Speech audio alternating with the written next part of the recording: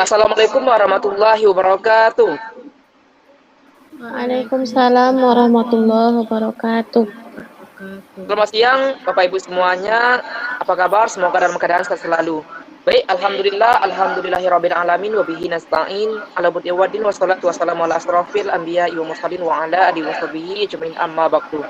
Yang terhormat dosen pengampu mata kuliah perancangan dan pengembangan kurikulum yaitu Bapak Mansuruddin SNM Hum, yang kami hormati rekan-rekan PPG Perjabatan Global 1 Angkatan 2024 sempat hadir pada kesempatan yang berbahagia ini. Puji dan syukur mari kita ucapkan kepada Allah Subhanahu wa taala karena berkat dari limpahan nikmat yang Allah berikan kepada kita hingga sekarang ini kita dapat melaksanakan aktivitas perkuliahan kita. Walaupun kita laksanakan secara online ya, walau tidak menyurutkan semangat kita untuk terus belajar ataupun untuk ilmu. Selawat beriringan salam terluput pula kita ucapkan kepada Nabi Muhammad SAW dengan mengucapkan Allahumma shalli ala sayyidina Muhammad wa ala ali sayyidina Muhammad. Baik, Bapak Ibu semuanya, di sini kami dari kelompok 4 akan mempresentasikan hasil diskusi kami. Saya sendiri moderator Rital Fauzi, adapun pemateri pertama yaitu ada Ibu Rifika Revina, pemateri kedua itu ada Ibu Rosdi Aulia, pemateri ketiga ada Ibu Radila Yuri Camara, pemateri keempat yaitu ada Ibu Cynthia Almaida, dan pemateri yang kelima ada Ibu Cynthia South Africa. Baik, di sini kami dari kelompok 4 akan menyajikan ataupun mempresentasikan yaitu tentang model ataupun strategi pembelajaran understanding by design dan juga pendekatan backward design. Nah, di sini kita berbicara mengenai understanding by design, itu merupakan salah satu strategi yang dapat kita gunakan ya untuk meningkatkan kualitas pembelajaran. Karena understanding by design itu merupakan salah satu jenis strategi pembelajaran yang terbalik ataupun mundur, karena kita memulai dari hasil belajar itu sendiri. Ada 3 tahap. Yang pertama kita mulai daripada hasil belajarnya. Setelah kita lihat hasil belajarnya, baru kita lihat bukti penilaiannya, bukti nilainya. Setelah itu baru kita rancang ataupun kita rencanakan pembelajaran apa yang cocok dalam kelas tersebut. Itu merupakan salah satu understanding by design strategi. Nah, setelah itu kita juga bahas nantinya mengenai backward design. Nah, itu merupakan pendekatan yang memulai dari hasil yang diinginkan. Jadi di sini kita ada 3 tahap juga.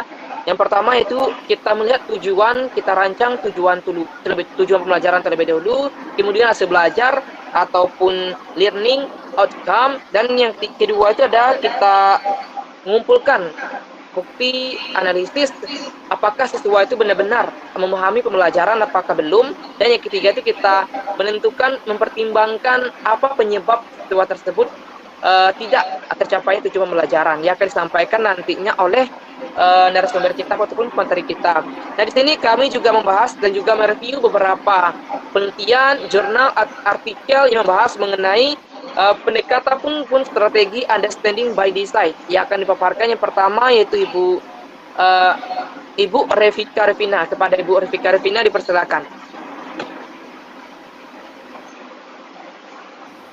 Terima kasih kepada moderator. Assalamualaikum warahmatullahi wabarakatuh.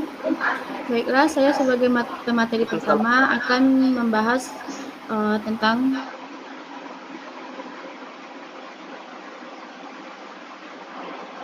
seri dan paralel untuk resistor menggunakan understanding by design atau UBD. Pada jurnal ini yaitu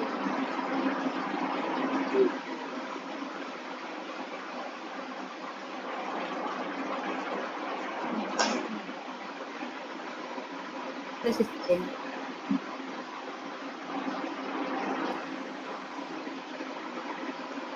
Yaitu dalam tujuan pembelajaran, dalam menentukan tujuan pembelajaran berfokus pada apa yang harus dipahami oleh peserta didik dan apa yang mampu dilakukan oleh didik berdasarkan manfaat pembelajaran serta keterampilan apa yang harus dimiliki oleh peserta didik setelah melalui proses pembelajaran. Yang kedua yaitu evaluasi pembelajaran, yaitu dengan cara menyusun evaluasi pembelajaran atau menentukan asesmen yang tujuan untuk mengukur tingkat tercapaian tujuan pembelajaran. Guru diharapkan dapat mempertimbangkan pertanyaan yang mendasar dalam menentukan bukti penilaian.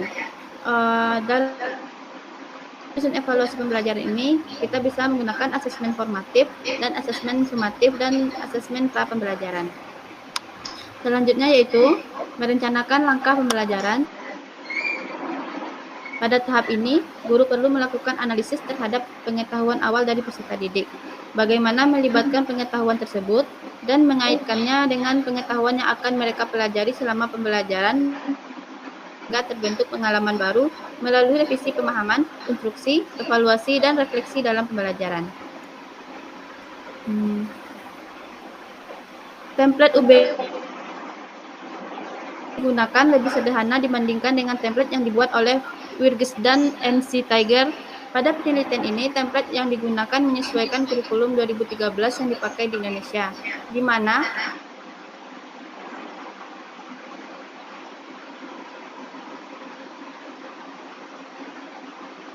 Mohon maaf, suara daripada Bu Rafika kurang jelas, Bu. step ketiga merupakan kegiatan pembelajaran yang dilakukan oleh pengajar dan peserta didik. Langkah pembelajaran ini dirancang untuk membekali peserta dalam memahami materi, sehingga pada akhirnya mereka bisa mengerjakan soal evaluasi untuk mencapai tujuan dari pembelajaran. Sekian pembahasan dari jurnal pertama dan saya kembalikan kepada moderator. Ya baik, terima kasih banyak kita ucapkan kepada Bu Rafika Arifina sudah memaparkan materi pertama.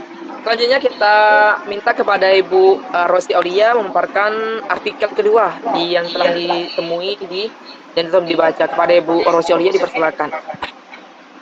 Ya, terima kasih kepada moderator. Pada artikel yang kedua ini membahas tentang dari artikelnya Gloria Ria Yulia dan Sudirman artikelnya pada tahun 2018 yang berjudul kontribusi asesmen formatif dalam tahapan understanding by design terhadap pemahaman mahasiswa calon guru biologi di dalam jurnal Bioedukatika.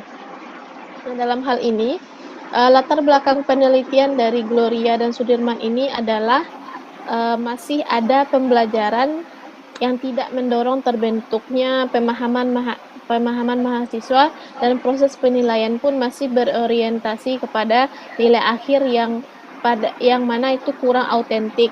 Nah, dengan demikian penelitian ini dilakukan dengan tujuan untuk mengetahui adanya kolerasi dan kontribusi asesmen formatif melalui UBD atau disebut juga dengan understanding by design. Nah, dengan pemahaman yang lebih lanjut, berdasarkan uji korelasinya dilakukan 3 hal, yaitunya melalui asesmen formatif dengan feedback, self-assessment, dan peer assessment. Nah, dalam penelitian ini hasilnya menunjukkan bahwa komponen asesmen formatif memiliki hubungan yang positif dengan nilai pemahaman mahasiswa. Dalam artian ini juga diujikan secara regresi yang hasilnya menunjukkan bahwa asesmen formatif dalam tahapan pembelajaran UBD memberikan kontribusi sebesar 54,7%. Nah, terhadap pembentukan pemahaman mahasiswa. Dengan demikian, korelasi yang ada antara asesmen formatif dengan pemahaman mahasiswa dikarenakan adanya penerapan asesmen formatif selama proses pembelajaran. Nah, selain itu, asesmen formatif dengan strategi-strategi yang telah digunakan berdasarkan pada tahapan pembelajaran UBD seperti diskusi yang dilakukan ialah diskusi, presentasi, pembuatan mind mapping, analisis artikel ilmiah, dan praktikum. Ini menunjukkan bahwa memberikan kontribusi yang cukup besar terhadap pemahaman mahasiswa. Nah, adapun dalam komponen asesmen formatif yang digunakan dalam penelitian ini yaitunya feedback, peer assessment, dan self-assessment. Nah, strategi dalam asesmen formatif yaitunya diskusi, presentasi, pembuatan mind mapping, analisis artikel ilmiah, dan praktikum. Dengan demikian dapat disimpulkan bahwasannya pembelajaran dengan menggunakan UBD ini lebih meningkatkan pemahaman siswa terkait dengan materi karena adanya proses melihat penilaian proses dalamnya, yaitu materi terkait artikel yang saya baca yang dikembalikan kepada moderator. Ya baik, terima kasih banyak kita ucapkan kepada Ibu Rosi sudah menyampaikan materi yang kedua ataupun artikel yang sudah dibacanya ya.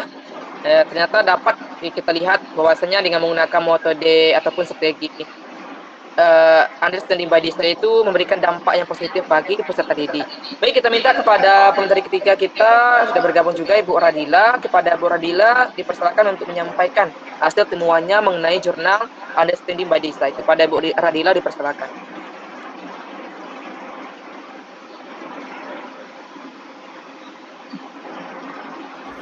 Baiklah, terima kasih kepada moderator. Artikel yang ketiga yaitu artikel dari PPT The Understanding by Design yang dapat diakses dalam lingkup ini. Kemudian ringkasannya, asalkan artikel yang berjudul The Understanding by Design UBD Buat Creating High Quality Unit yang ditulis oleh Herunata Insania dan Laras Pratiwi dijelaskan bahwa di tahap 2 ini guru menentukan bukti yang dibutuhkan dan dapat diterima.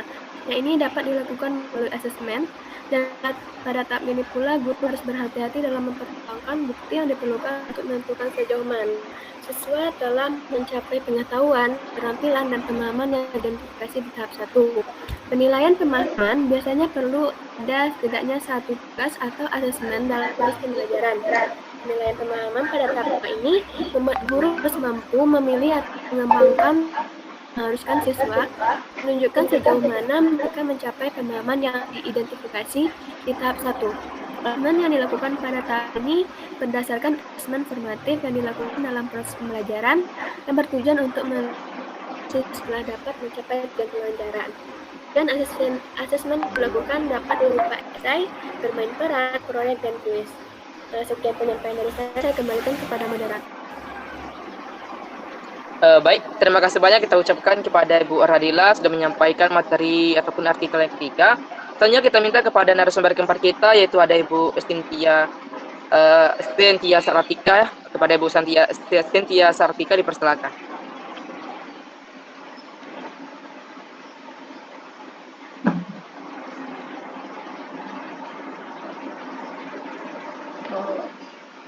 Tunggu bentar.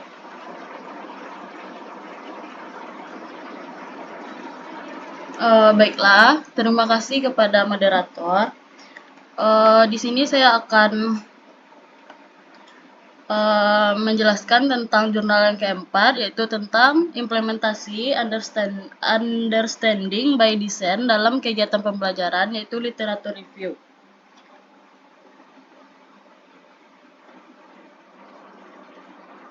Baiklah, di sini yaitu guru merupakan seorang perancang.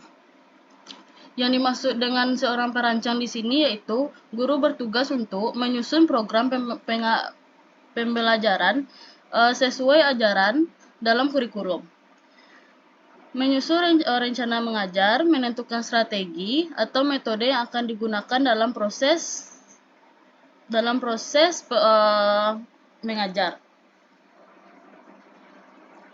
Dalam hal ini adalah merancang kurikulum dan pengalaman belajar untuk memenuhi tujuan yang diinginkan. Tujuan yang diinginkan tersebut yaitu seperti tercapainya 3 aspek dalam pembelajaran, yaitu seperti pengetahuan, kompetensi, keterampilan, dan sikap yang akan diperoleh oleh peserta didik dalam pembelajaran. Selain untuk melakukan perancangan kebutuhan peserta didik sebagai panduan dalam mengajar serta memungkinkan guru, peserta didik, dan pihak orang lain yaitu orang tua atau administrator. Terkait dengan peran guru sebagai seorang perancang, tentu harus memahami model atau metode perancangan yang digunakan. Sedangkan salah satu model perancangan pembelajaran efektif adalah perancangan mundur atau backward design, yang merupakan suatu pendekatan dari model pengembangan kurikulum understanding by design atau UBD. Maka dengan demikian Dalam penerapan atau implementasi, seorang guru memiliki peran penting sebagai perancang atau penyusun kerangka rencana belajar dalam menentukan desain mundur, yang dimana dengan adanya perancangan dari seorang guru akan mencapai tujuan pembelajaran atau langkah-langkah dalam pembelajaran yang sesuai dengan kurikulum. Baik, terima kasih. Itu yang bisa saya jelaskan. Saya kembalikan kepada moderator. Ya baik, terima kasih banyak kita ucapkan kepada Ibu Cynthia Antika sudah menyampaikan hasil review dari artikel yang sudah dibaca, dan yang terakhir kepada narasumber terakhir yaitu Ibu Septia Almaida dipersilakan untuk menyampaikan hasil temuan review dari artikel yang sudah dibaca. Kepada Ibu Septia Almaida dipersilakan. Baiklah, terima kasih kepada moderator.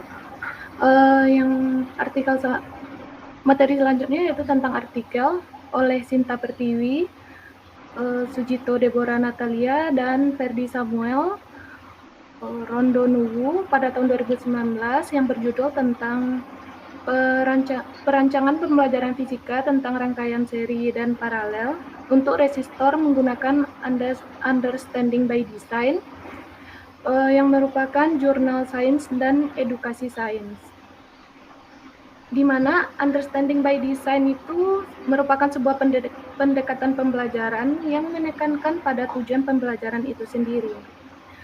Desain yang telah dibuat yaitu terdiri dari 3 stage, di mana stage pertama itu merupakan tujuan pembelajaran, stage kedua itu merupakan evaluasi pembelajaran, dan stage ketiga itu merupakan langkah pembelajaran. Tujuan dari pembelajaran ini yaitu mahasiswa dapat menjelaskan karakteristik resistor yang disusun dari rangkaian seri dan paralel, di mana mahasiswa nanti dapat menganalisa besaran-besaran fisis. Langkah-langkah pembelajaran yang akan dilakukan oleh pengajar yaitu berisi kegiatan-kegiatan yang dilakukan selama pembelajaran berlangsung. Setelah desain dibuat, maka dibuatlah lembar review yang akan diserahkan kepada reviewer untuk dikaji. Desain pembelajaran ini mempunyai acuan yang jelas, di mana antara tujuan pembelajaran, evaluasi, dan langkah pembelajaran yaitu saling terkait.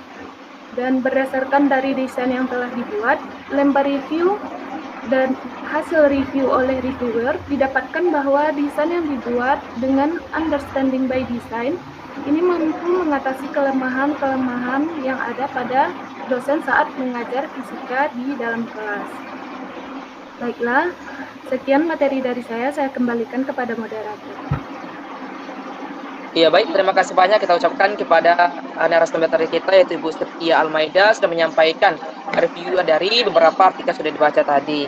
Baik, Bapak Ibu semuanya, itulah tadi penyampaian dari kelompok 4 yang dapat kita simpulkan bahwa tujuan dari belajar itu ada 3. Yang pertama ada kognitif, psikomotor, dan juga ada kognitif. Itu intinya. Untuk mencapai tujuan itu tentu kita perlu strategi dan model. Salah satunya tadi disebutkan ada model Understanding by Design dan juga Back Design. Nah, terbukti tadi disampaikan ada 54,7% dengan keberhasilan dengan menggunakan Back Design ataupun Understanding by Design itu. Jadi bahwa terbukti ya dari beberapa artikel dan jurnal yang sudah temu dan review tadi, dengan menggunakan model ini dan strategi ini dapat mencapai tujuan pembelajaran lebih baik lagi. Nah, mungkin itu dikembalikan kepada kelompok lain. Mungkin ada kelompok yang ingin memberikan saran, pendapat, atau pertanyaan kepada kelompok kami, dipersilakan di kolom komentar ataupun di chat. Baik, terima kasih banyak kita ucapkan kepada kelompok sudah memberikan saran, masukan, dan kritik kepada kelompok kami. Dan itulah penampilan dari kelompok 4. Banyak maaf diucapkan. Jika ada kesalahan dari kelompok 4, kami mengucapkan mohon maaf. Terima kasih banyak atas perhatiannya dan juga telah berikan saran kepada kelompok kami. Assalamualaikum warahmatullahi wabarakatuh. Waalaikumsalam.